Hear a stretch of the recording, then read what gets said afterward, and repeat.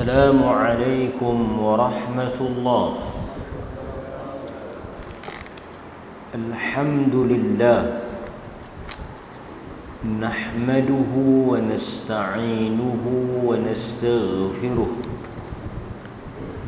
ونعوذ بالله من شرور أنفسنا ومن سيئات أعمالنا. من يهده الله فلا مضل له ومن يضلله فلا هادي له. أشهد أن لا إله إلا الله وحده لا شريك له وأشهد أن محمدا عبده ورسوله. اللهم صل وسلم على نبينا محمد. أما بعد. Muslimin muslimat yang dirahmati oleh Allah Azza wa Jal, kita bersyukur kepada Allah kerana pada malam ini kita dapat bersama-sama meneruskan pengajian dan kuliah kita berhubung dengan perkara-perkara yang dilarang untuk kita melakukannya. Al-umur al-munhi anhu, iaitu urusan-urusan, perbuatan-perbuatan, perkataan-perkataan yang diharamkan, dimakruhkan, ditegah untuk orang-orang yang beriman terlibat melakukannya atau mengucapkan perkataan dan ucapan tersebut. Larangan yang akan kita bincangkan pada malam ini, satu lagi larangan yang agak berat, larangan yang membawa kepada hukum haram. Kuliah pada minggu lepas, kalau tuan-tuan masih ingat, kita menyebut berhubung dengan larangan di dalam fiqh, iaitu dilarang mencelup atau memasukkan tangan ke dalam bekas air apabila kita bangun daripada tidur sebelum kita membasuhnya sebanyak 3 kali. Di kalangan ulama Hambali, mazhab Hambali, mereka mengatakan larangan mencelup tangan itu haram. Sesiapa yang mencelupnya berdosa, kerana perbuatan membasuh tangan 3 kali itu wajib. Jumhur fuqaha, jumhur ulama, majoriti mazhab mengatakan sunat. Larangan itu makruh. Membasuh tangan hukumnya sunat. Jika mencelup tanpa membasuh, ia hanyalah makruh, melakukan suatu perbuatan yang dibenci. Tetapi kalau dia lakukan, tidaklah sehingga kepada membawa dosa. Tetapi larangan pada malam ini ada sedikit sambungan daripada kuliah pada malam semalam di masjid Sayyidina Uthman Ibn Affan. Semalam kita ada kuliah. Siapa yang hadir, kita ada sebut sikit hujung di Masjid Sayyidina Uthman. Pada malam ini sambungan daripada kuliah semalam jugalah. Tetapi semalam tajuknya Syirkun Asghar. Tetapi pada malam ini kita nak menyentuh berhubung dengan larangan umat Islam mendatangi atau mencuba apa-apa yang berhubung dengan tilik atau menenung nasib. Tajuk ini bukanlah tajuk baru. Perbuatan ini bukanlah perbuatan baru. Ia sudah wujud. Orang tenung nasib, tengok nasib, ramal nasib ni perkara yang lama. Sebelum daripada zaman Nabi lagi, zaman sebelum daripada itu lagi, Arab jahiliyah, mereka juga ada amalan menenung nasib. Sebab itu Al-Quran menyebut larangan menenung nasib ni. Ansab wal azlam. Ansab berhala, azlam anak panah. Azlam tu anak panah. Kerana alat yang digunakan untuk menenung nasib ialah anak panah. Dia guna anak panah nak tengok nasib, untung ke buruk. Kepercayaan untung baik, untung buruk, rugi baik, nasib ini, kalau kita tengok memang ada di dalam semua agama kecuali Islam. Islam mengajar umatnya beriman kepada al-qada wal qadar. Sebab itu kita tak percaya angka sial, warna sial, kita tak percaya. Haram kita mempercayai. Sebab itu kalau tuan-tuan tengok, tuan-tuan pergi sesetengah tempat, dia ada tingkat 1, dia ada tingkat 2, dia ada tingkat 3, tapi dia tak ada tingkat 4. Di lift umpamanya, dia ada lift tu, kita boleh tekan nombor 1, nombor 2, nombor 3, 3A. Dia tak buat nombor 4. Dia tak ada nombor 4, dia ada 3A. Kerana 4 itu sui, dia sial. Jadi kepercayaan sial ini, dia ada kaitan dengan tilik nasib, tenung nasib, ramal nasib. Dia boleh tengok nombor ni, kalau kita ambil sial. Maksudnya diri kita akan ditimpa musibah, tak untung, akan berlaku benda yang buruk. Kerana apa? Kerana ada tanda-tanda yang diramal tadi inilah. Kan? So ini yang kita akan sebut nanti. Tukang tilik ni, selain daripada dia melihat nasib kita, tukang tilik atau tuk nujum, tukang ramal ni, atau dalam istilah Arabnya dia sebut arraf. Arraf juga dikenali sebagai tukang cari barang hilang. Samalah. Barang hilang, kita pergi jumpa satu orang, dia boleh tengok barang tu duduk di mana, siapa ambil, hilang macam mana, dia boleh tengok. Samalah dengan maksud tukang tilik tadi, kan? Kemudian bila kita pergi, kita tanya, boleh tolong tengok tak siapa yang ambil, siapa yang buat, kan? Duduk di mana barang tu. Kemudian dia buatlah apa-apa upacara dan juga perbuatan. Dia kemudian dia bagi tahu, duduk di sini, siapa yang ambil. Ini semua tuan-tuan, sama ada dia membaca ayat Quran, dia jampi guna Quran, dia tilik guna buku, dia buka kadang-kadang Quran, dia buka-buka, dia tengok, dia guna. Semua ini ialah perbuatan yang bercanggah dengan akidah. Kerana Nabi SAW sendiri tak tahu. Nabi tak tahu benda-benda yang ghaib. Sebab itu apabila orang tuduh isteri dia, Sayyidatina Aisyah radhiyallahu anha, dalam peristiwa yang terkenal, dituduh berselingkuh, dituduh melakukan perbuatan yang jahat bersama dengan Safwan. Dia tak tahu betul tak betul, sehingga Allah menurunkan surah An-Nur membersihkan Aisyah. Sebelum daripada itu Nabi tak tahu. Nabi sebut kepada Aisyah, jika engkau melakukan perbuatan itu, bertaubat, minta ampun kepada Allah. Jika engkau tidak melakukan perbuatan itu, Allah akan membersihkan engkau. Menunjukkan Nabi tak tahu. Tiba-tiba mari kepada kita, kita boleh tahu.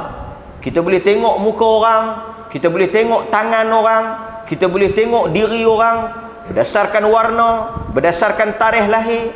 Dan sebahagian program-program motivasi selalunya yang berorientasikan kaya. Kan dia ada program orientasi untuk menjadi kaya. Selalunya bila program-program nak jadi kaya ni, dia akan mengenal potensi diri berdasarkan tarikh lahir anda. Dia akan tengok tarikh lahir kita, kemudian dia akan sebutlah kita ni macam mana, kan? Ada potensi tak? Kita ni muka rezeki ke, muka sel ke, muka bawa bala ke, muka bawa untung ke? Muka pun dah boleh tahu dah. Nampak? Dia kata, hang mai ni sel lagi. Nampak? Dia meramalkan sesuatu yang gaib. Soal rezeki, soal untung rugi, soal nasib, soal masa depan, soal jodoh, soal ajal, benda-benda yang akan berlaku in future, fil mustaqbal, pada masa yang akan datang, tidak diketahui oleh sesiapa, hatta Nabi SAW. Tak ada orang boleh ramal. Dia kata, saya pergi tanya tok guru tu, dia tengok muka saya, dia tengok tarikh lahir saya, dia tengok bulan lahir saya, dia tengok macam ni, dia tengok, dia dah ramal dia, saya macam mana. Tuan-tuan hadirin mukminin, ini termasuk di dalam arraf, tukang tilik. Baik, dalam hadis yang diriwayatkan oleh Imam Ahmad, Nabi SAW menyebut, man ata kahinan aw arrafan fasaddaqahu bima yaqul faqad kafara bima unzila ala Muhammad atau kama qala. Man ata, sesiapa di kalangan kamu yang mendatangi, pergi jumpa, ata ya'ti, dia pergi jumpa kahin. Kahin ni bomoh. Dia tak sama dengan tukang tilik tadi. Bomoh ni dia lebih kepada sihir, dia lebih kepada jampi. Tukang tilik ni dia lebih kepada meramal ni. Dia tengok ni, kan? Nanti kita tengok takrif ulama. Sesiapa yang mendatangi bomoh atau berjumpa dengan tukang tilik, fasaddaqahu, dan dia mempercayai, beriman, dia menerima apa yang bima yaqul, dengan apa yang diberitahu oleh tukang tilik tadi ini, maka Nabi SAW mengatakan kepada orang tersebut, kafara, dia telah kafir, dia telah kufur, bima unzila ala Muhammad, di atas apa yang diturunkan kepada Muhammad. Apa dia yang diturunkan kepada Nabi kita? Al-Quran. Sesiapa yang jumpa dengan tok bomo, tukang tilik, dia telah kufur, dia telah tolak Quran. Dia pergi percaya tukang bomo, tok tilik ni, dia tolak Quran. Sebab apa? Kerana di dalam Al-Quran, surah An-Namlu, surah semut. Dalam Quran ada surah semut. Dalam Quran ni banyak surah yang namanya binatang. Al-Fil, gajah. Al-Ankabut, spider, labah-labah, kan? Dia ada surah apa lagi? Surah An-Namlu, semut, kan? Jadi hadirin mukminin, Al-Baqarah, lembu. Ini surah-surah binatang yang menceritakan. Sebab tu ada buku haiwan, Al-Hayawan, haiwan-haiwan di dalam Al-Quran. Menarik. Sebab Al-Quran ni salah satu daripada mukjizat dia tentang penciptaan makhluk. Dia cerita tentang penciptaan makhluk, kan? Baik. Di dalam Al-Quran surah An-Namlu ayat 65, Allah Subhanahu wa taala berfirman, qul la ya'lamu man fis samawati wal ard Al-ghaib. Katakanlah wahai Muhammad, tidak ada yang mengetahui sesiapa di langit ataupun di bumi perkara ghaib. Tiada sesiapa pun di langit, man fis samawat, tidak ada yang berada di langit ataupun yang di bumi mengetahui perkara ghaib. Apa benda ghaib? Apa benda ghaib? Benda ghaib ni benda yang akan berlaku. Benda ghaib ni mudah fahamnya, salah satunya benda yang akan berlaku, benda ke depan. Sebab itu orang beriman, apa yang akan berlaku di hadapan adalah ketentuan Allah. Dia tak susah hati. Orang beriman dia tidak diselubungi oleh ketakutan. Dia tak takut apa yang nak jadi ke depan. Yang pentingnya dia buat benda yang betul. Sebab benda yang akan berlaku di hadapan ni tak akan berlaku melainkan dengan ketentuan Allah. Kita selalu antara sebab kenapa orang pitilik nasib ni, kenapa? Kerana dia takut dengan masa depan. Dia bimbang masa depan. Dia takut apa yang nak berlaku di hadapan. Memang tuan-tuan, secara fitrahnya kita risaulah apa yang nak jadi esok, lusa, 10 tahun, 20 tahun lagi. Pasal tu orang buat persediaan, orang buat preparation, simpan duit lah, apalah, orang buat macam-macam untuk nak menjamin masa depan dia supaya selamat. Tapi kita orang beriman, kita percaya Allah telah menentukan tak akan berlaku sesuatu melainkan dengan ketentuan Allah. Jadi macam mana nak menenangkan diri kita? Bukan pergi jumpa tukang tilik, bukan pergi ramal masa depan, bukan pergi tengok apa nak jadi. Dengan doa. La yaruddul qada illa du'a. Tidak ada yang boleh menolak takdir melainkan doa. Doa. Tuan-tuan minta supaya Allah Ta'ala memperelokkan urusan tuan-tuan. Ya Hayyu Ya Qayyum. Kalau tuan-tuan takut esok lusa nak jadi benda yang tak elok, nak jadi benda yang buruk, apa yang akan berlaku di masa hadapan, minggu depan, bulan depan, tahun depan, banyakkan membaca Ya Hayyu Ya Qayyum birahmatika astaghiithu aslih li sya'ni kullahu wa la takilni ila nafsi tarfata ain. Baca ni pagi dan petang. Banyakkan baca Ya Hayyu Ya Qayyum, Ya Hayyu Ya Qayyum. Wahai yang maha hidup, wahai yang maha berdiri dengan sendirinya, aslih li sya'ni kullahu, perbaikilah urusan kehidupanku keseluruhannya. Rezeki, apa lagi, soal masa depan, anak pinak, rumah tangga. Aslih li,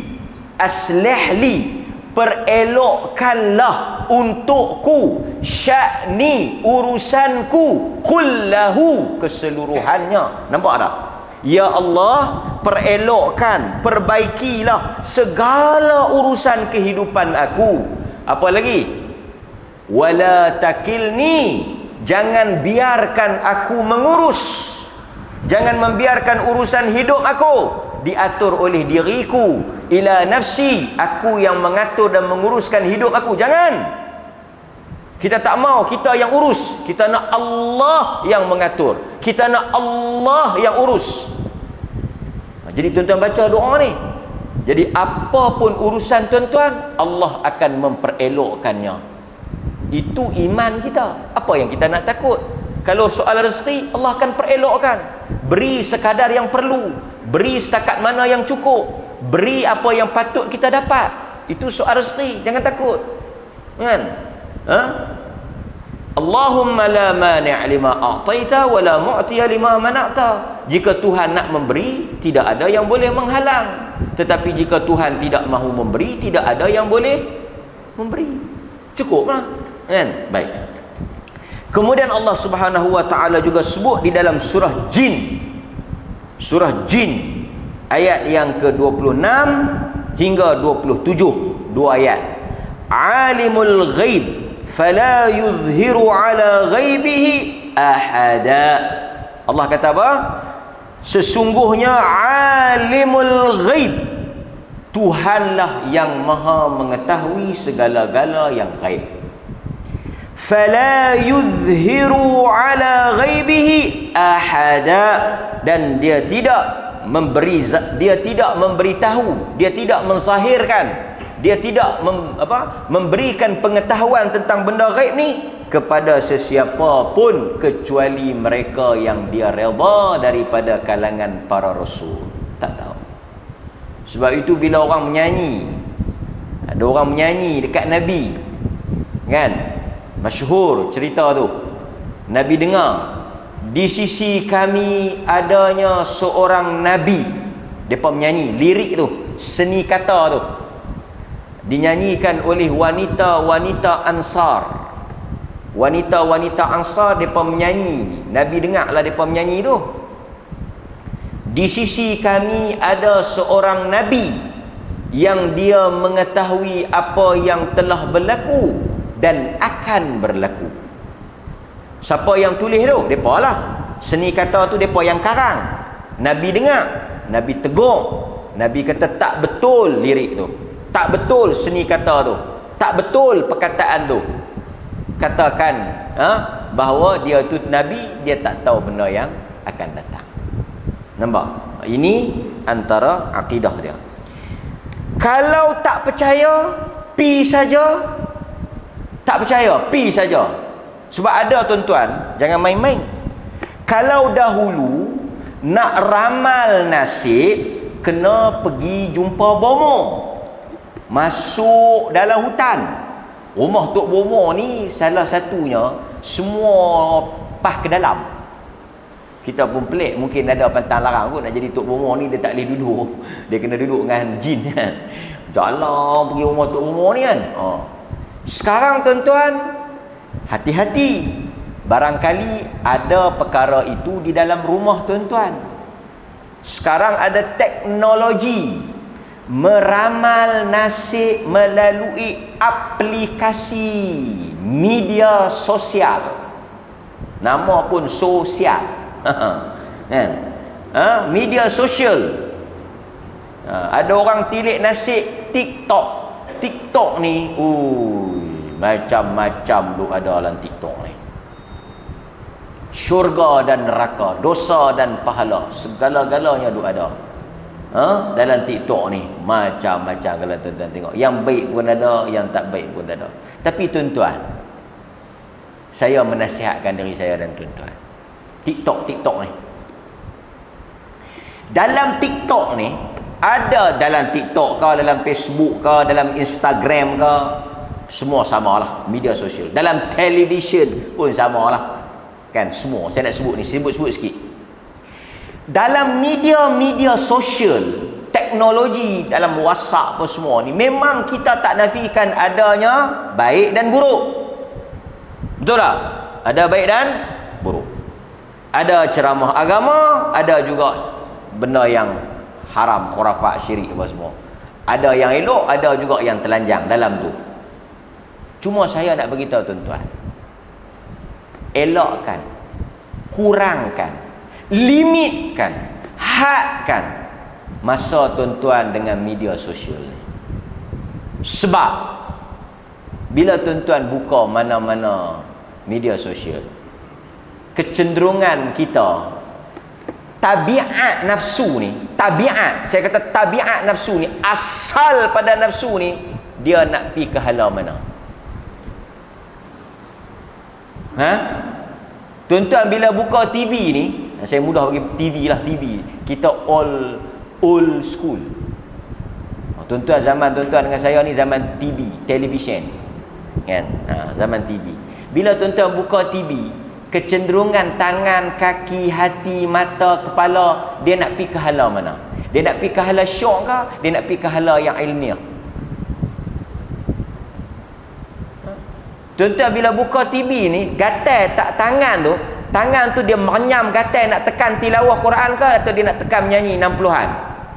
Asal lah.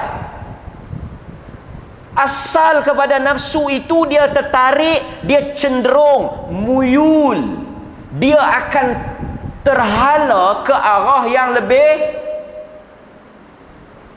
fasad, jahat, buruk. Itu asal kita tu. Fujur, dia nak pi ke yang tak elok tu. Kalau kata diri kita ni mungkin 30% je yang nak pi ke baik, 70 lagi termasuk saya, dia akan tarik pergi ke yang negatif tu. Sebab itu kita tak heran tuan-tuan, negatif mendapat sambutan, benda-benda yang haram mendapat sambutan, bid'ah, maksiat, benda-benda yang larang memang mendapat sambutan, kerana itu ialah nature. Nature dia, asal dia, nafsu memang pergi ke situ. Cuma adalah yang Tuhan rahmat ni, sebahagian kecil yang berjaya melawan nafsu tu memilih saluran dan bahagian yang elok. Kecuali Tuhan katakan illa man rahim, kecuali yang Tuhan rahmat.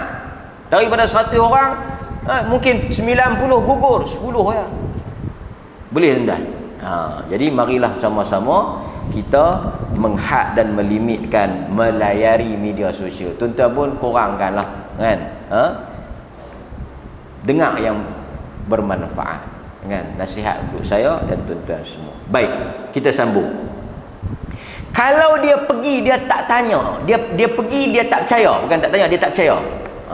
Kan sekarang ni dalam Facebook ke dalam apa TikTok dia ada, boleh try. Jangan duk main try ni. Ni dia kata ingin mengetahui nasib anda 5 tahun yang akan datang, sila scan muka anda. Kita pun scan. Berdasarkan kepada ramalan anda adalah orang yang sial. Kan? Contoh macam-macam lah, kan? Sila masukkan tarikh lahir anda, sila masukkan bulan lahir anda, sila masukkan 5 angka IC belakang, sila masukkan tarikh kahwin anda. Contoh, dia minta some number, ataupun dia minta sesuatu maklumat, some information pada kita, suruh masuk. Dia nak ramal, dia nak scan kita. Scam. Dia ada dua, scan dengan scam.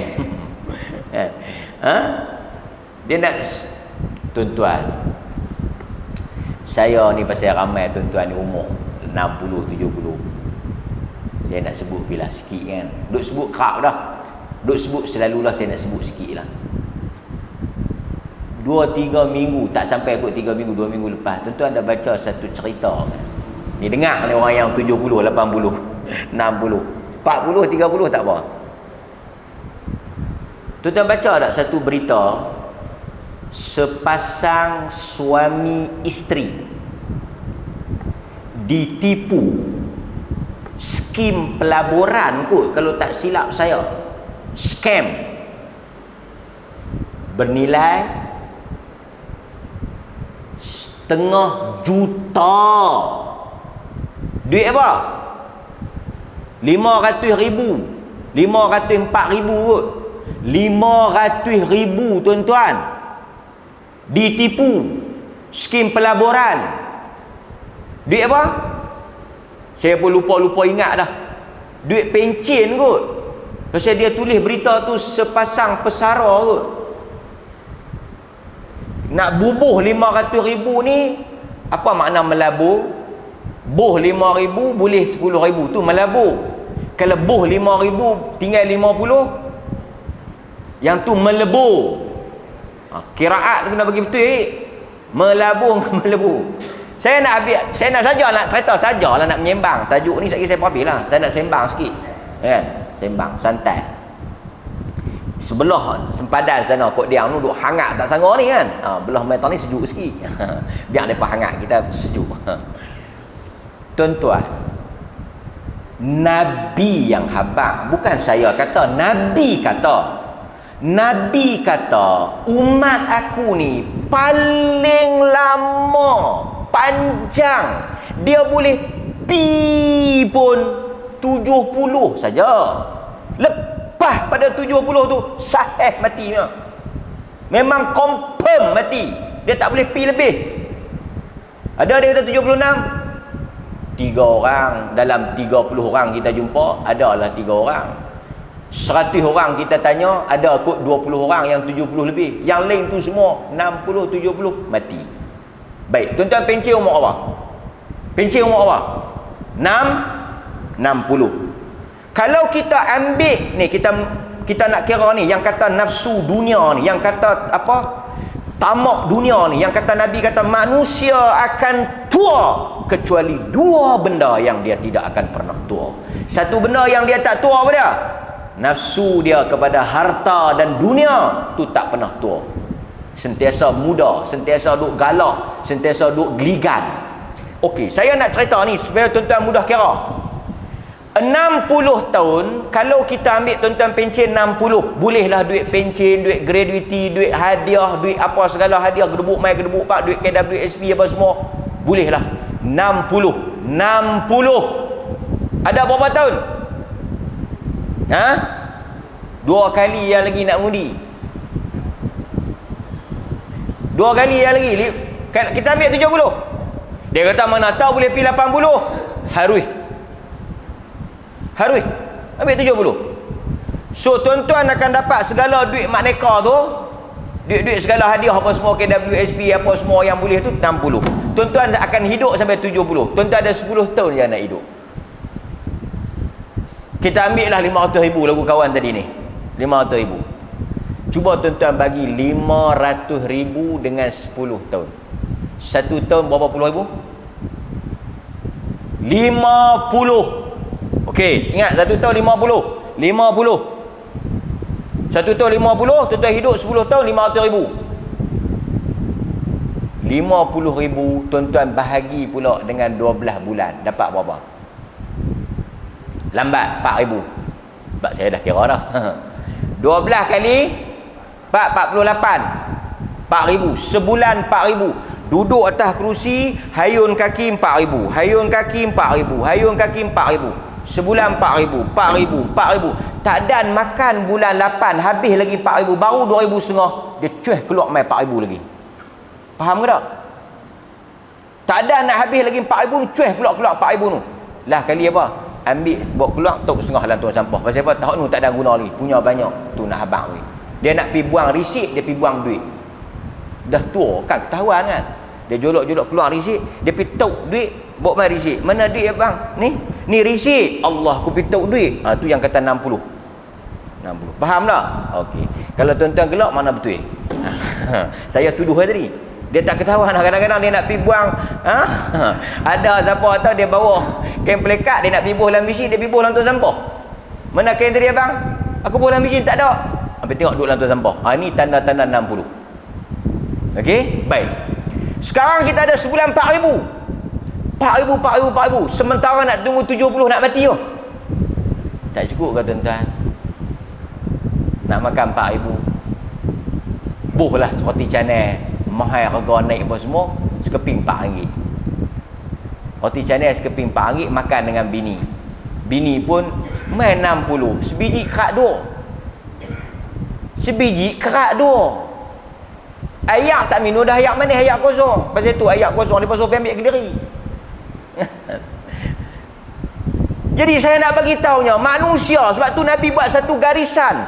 Nabi buat satu hari, Nabi satu lukis satu kotak. Tu dalam hadis. Nabi lukis satu kotak, Nabi garis dalam kotak tu. Nabi garis panjang keluar daripada kotak tu. Duk dalam kotak, garis keluar. Dalam garis keluar. Dalam garis keluar. Maknanya cross the line, cross the border. Nabi kata, hampa tengok tak garis yang lepas line tu, yang langkau garisan kotak tu. Nabi kata, yang banyak aku garis yang langkau kotak tu, yang lepas daripada kotak, itu ialah angan-angan manusia, cita-cita manusia, impian manusia. Manusia fikir banyak nu ke depan 10 tahun macam mana, 20 tahun macam mana, 30 tahun macam mana, apa nak buat nu, nak simpan banyak mana, nak hutang mana, nak pi mana, apa semua banyak. Pasal Nabi kata, sebelum dia sampai pada angan-angan tadi, sebelum dia sampai kepada cita-cita dia, dia telah bertemu garisan tengah. Garisan tengah itu ialah ajal dia. Sebab itu banyak benda yang manusia angan-angan, cita-cita, tapi sebelum dia cecah cita-cita itu, telah sampai janji Tuhan kepada dia. Maka sebab itu saya bila baca kisah ni tuan-tuan, dengan 50,000, dengan 500,000, 600,000, nak buat apa lagi? Ingatan untuk kita, kan? Nak beli lagi, nak beli lagi, nak beli lagi, nak beli lagi, nak beli lagi. Hadirin mukminin, kan? Yang ni yang Quran selalu sebut. Alhaakumut takathur. Sayyidina Osman 3 kali baca, 3 kali ulang, 3 kali sebut, 3 kali tak boleh baca. 3 kali Sayyidina Osman baca, 3 kali pengsan, 3 kali tak boleh baca. Alhaakumut takathur, pengsan. Orang buaya sedang cuba nak baca perhabis, tak sampai. Tuan-tuan balik tengok, hadirin mukminin. So dia tanya tu, dia takut, dia pergi tanya, tapi dia tak percaya. Kata Nabi SAW, lam tuqbal lahu salatun arba'ina laylah. Hadis riwayat Imam Muslim. Nabi kata, siapa yang pergi tanya, pasal tu jangan duk try test main ni. Siapa yang pergi try test main, apa cuba main-main ni, semayang dia 40 hari ditolak. An-Nawawi kata semayang 40 hari ditolak tu semayang tetap wajib, tak dapat pahala. Kan? Lam tuqbal lahu salah, tak diterima semayang dia. Bukan maksud dia tak wajib semayang, bukan maksud dia tak payah semayang. Semayang wajib, dia kena semayang juga. Pasal apa dia kena semayang? Untuk nak angkat benda yang wajib. Fardu tu kena buat juga, tapi tak dapat pahala. 40 hari, tuan-tuan bayangkan 40 hari. Allah Subhanahu wa ta'ala tolak amalan kita. Baik tuan-tuan hadirin mukminin. Kemudian tuan-tuan tengok juga dalam surah Al-A'raf ayat 188. Surah Al-A'raf ayat 188, Allah Azza wa Jal berfirman, "Qul la amliku li nafsi naf'an wala darra illa ma syaa Allah. Walau kuntu a'lamul ghaib lastakthartu minal khair wa ma massani as-su' in ana illa nadhir wa bashir liqaumin yu'minun." Sadaqallahul azim. Maksudnya apa? Katakanlah kepada mereka, wahai Muhammad. Kata apa? Aku, yakni Muhammad, aku tidak berkuasa. Amliku li nafsi naf'an wala darra. Allah suruh habaq, suruh Nabi kata dekat umat dia, suruh kata dekat manusia ni, Nabi tu walaupun dia Nabi, dia sendiri tidak boleh memberikan manfaat dan mudarat untuk diri dia.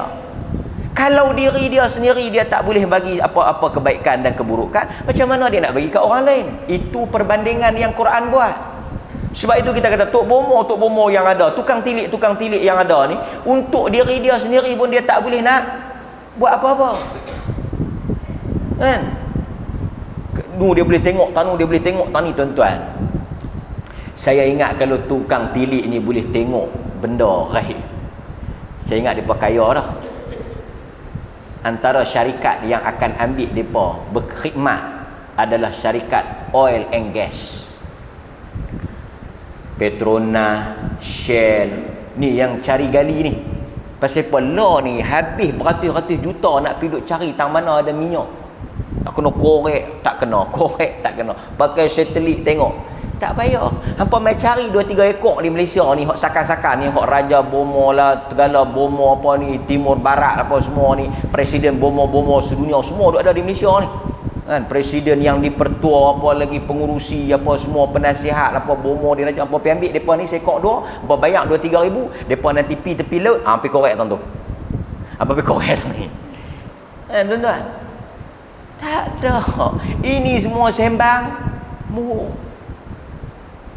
Nampak? Hatta kalau dia pergi Tok Bomo dia cerita, kan? Dia cerita lah, Tok Bomo ni sembang pandai, tukang tilik ni, dia boleh tahu ni, dia boleh tahu ni, dia boleh tahu ni, dia boleh tahu ni, dia boleh tahu ni. Kawan ni jenis kepala masuk ayam. Jenis orang lok-lak ni. Dia pi kat tukang tilik tu, pang dia bagi. Tok kena nampak sulung. Dia kena bersepah hang tempat kau. Tukang tilik ni marah. Dia kata hebat sangat. boleh tahu tanu, boleh tahu lagu ni, boleh tahu tengok, boleh tahu. Takkan tak tahu kata saya nak main tampak. Mengelaklah dia awal-awal. Kan? Dia kalau kita pi, dia tahu kata kita nak tampak. Elok dia nak tampak. Macam nak tahu kata saya nak tampak? Tu baru tok bomo betul. Lah ni tuan-tuan pi kat tok bomo, boh penampak. Yang mana boleh mengelak? Tu betul. Pi tampak seorang sudah. Panggil mai tok bomo, ustaz-ustaz, perawat-perawat ni yang hebat-hebat ni mai. Tapi kita jangan habang lah. Pi sekat-sekat, pang sudah. Kalau kena, kita assalamualaikum. Awak bersifat tak ada tanya apa? Saya nak tampak pun tak tahu. Takkan saya nak tanya boleh tahu. Semua ni sembang lah. Kan? Ni saya nak cerita tuan-tuan, tak ada siapa yang tahu benda ghaib. Nabi kata, "Qul la amliku li nafsin naf'an wala darran illa ma syaa Allah." Nabi kata, Nabi sebut. Sebab tu bila orang mai minta dekat Nabi, Nabi tak boleh bagi. Nabi doa ke Allah. Bila orang mai minta dekat Nabi, Nabi tak boleh bagi. Nabi pun minta dekat Allah.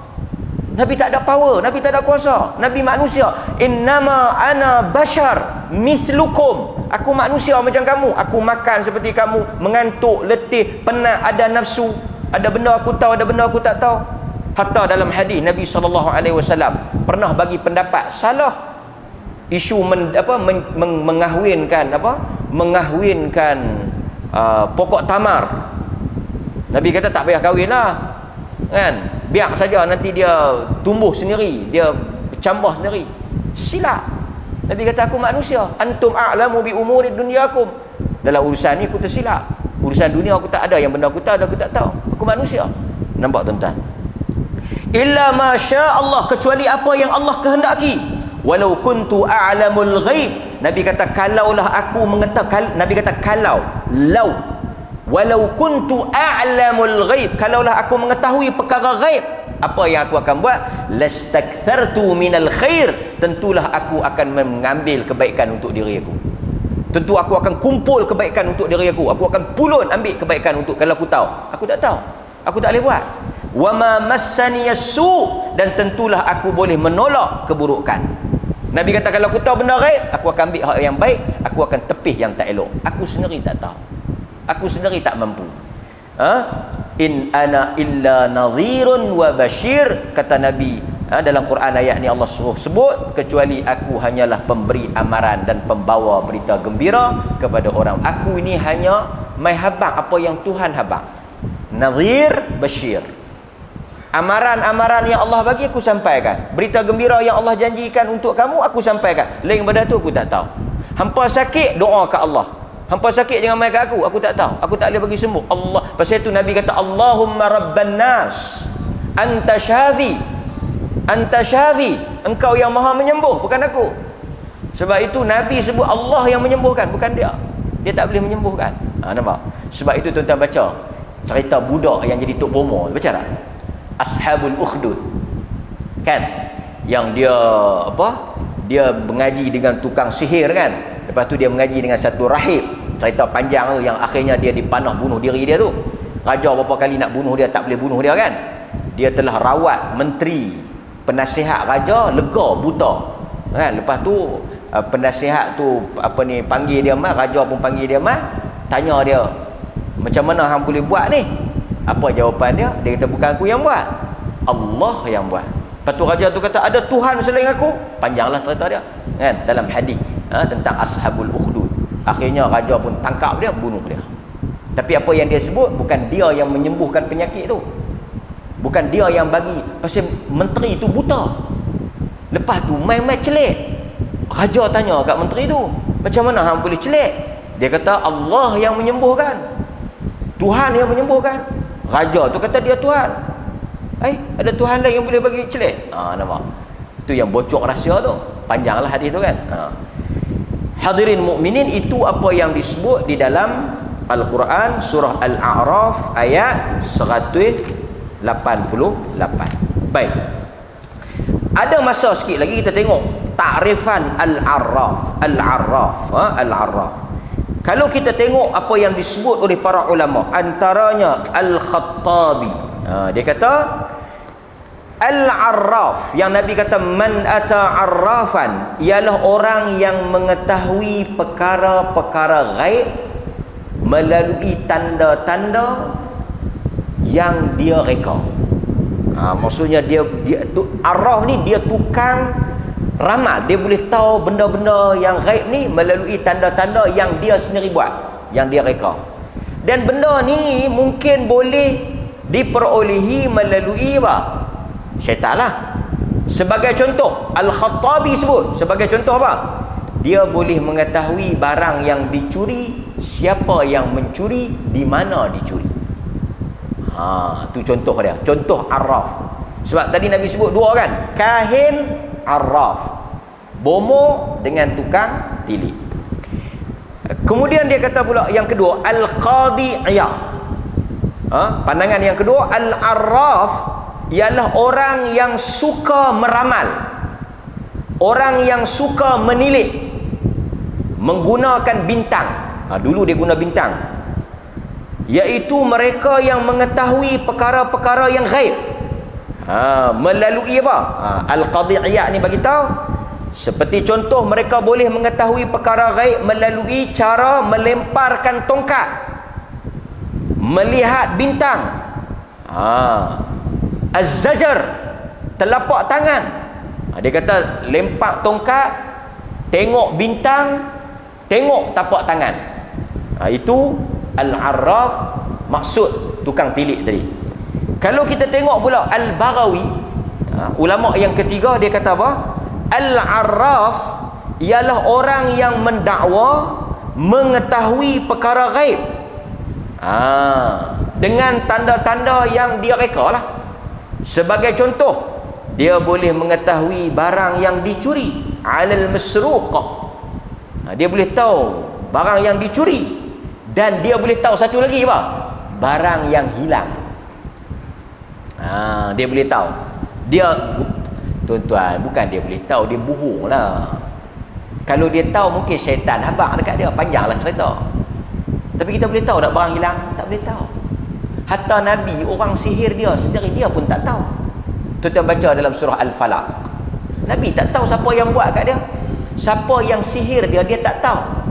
Cuma macam mana dia boleh tahu? Datang malaikat duk bersembang, dua malaikat mai tepi Nabi bersembang. Kenapa kawan ni? Kena sihir. Siapa yang sihir? Dia sebut Labid, perempuan Yahudi ni, dia yang sihir. Dia buat apa? Dia ambil rambut, dia ambil pelepah. Dia pun duk sembang, Nabi dengar.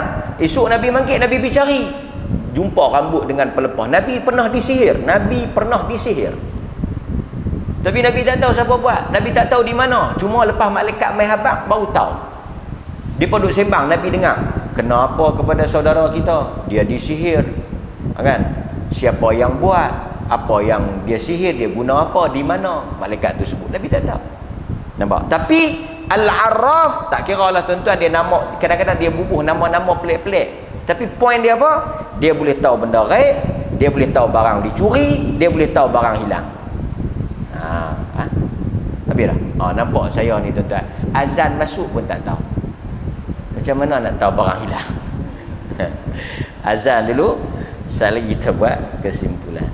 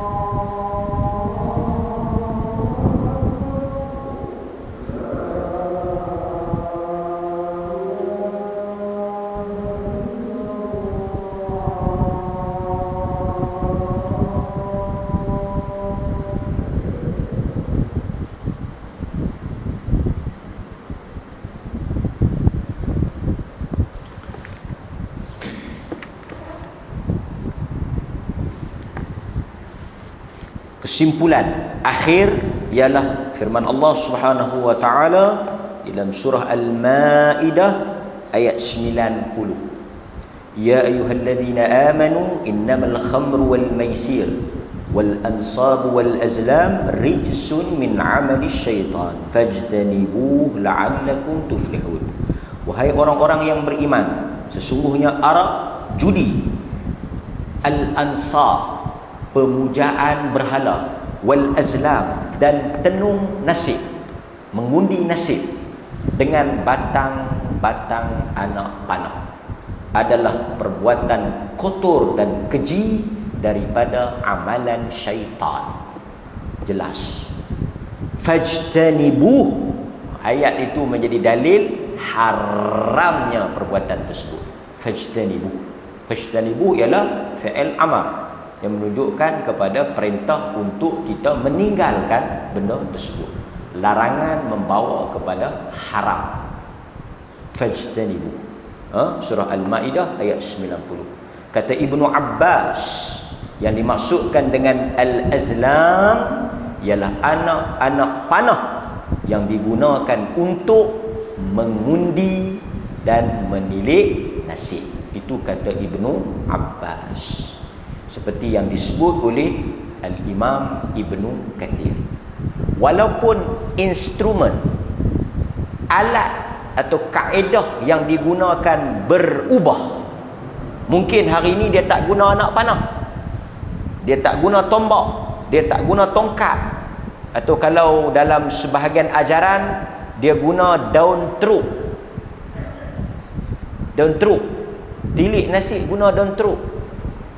Dan ada tersebar beberapa video dulu, seorang wanita Melayu kalau tak silap saya pergi menilik nasib di kuil ataupun di temple, guna apa ni, colok sembayang macam-macam lah kan.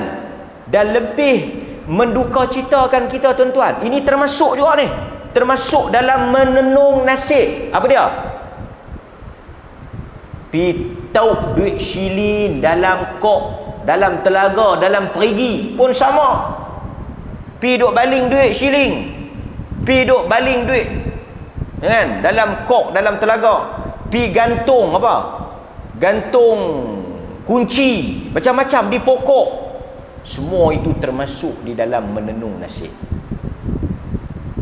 Macam-macam lah, buang duit lah, apa lagi, tauk duit shilling apa tu, gantung, termasuklah juga pi duk buat khurafat di padang Arafah. Pi tulis nama marka dia di bukit batu Arafah, dia duk berkenal dengan Jamilah, mana tahu Jamilah, jimin ya lam ta marbutah Jamilah. Dia tulis di Jabal Rahmah, dia suruh Jamilah. Kan, kerana Adam bertemu dengan Hawa di Jabal Rahmah. Siapa habang pun tak tahu. Dia tanya, betul ke Ustaz Adam jumpa Hawa di Jabal Rahmah? Saya nak jawab senang saja, masa mereka jumpa saya tak ada, jadi saya tak tahu betul tak betul. Macam-macam dia tanya, betul ke Zulaikha menikah dengan Yusuf? Saya jawab lagi senang, masa Zulaikha menikah dengan Yusuf, mereka buat kenduri, mereka tak bagi kad panggil, jadi saya tak tahu. Dia benda-benda merepek, bukan boleh jawab betul sangat. Mereka bukan nak dengar, dia kena jawab merepek lagu ni juga, baru mereka boleh faham. Ada dia kata masa kenduri dia tak pi, dia pun menikah ke tak? Dia jawab macam tu, maksudnya benda merepek lah, benda yang nonsense. Zulaikha menikah dengan Nabi Yusuf, masa dia kenduri dia tak panggil. Senang kita jawab. Main-main pula orang tanya benda yang patut, benda mengaut. Dia kata bila kita tulis, pi tulis ni, pi tulis, pi suruh panggil mai, mereka akan mai. Ini tidak ada contoh daripada Nabi SAW. No? Ambil batu-batu apa?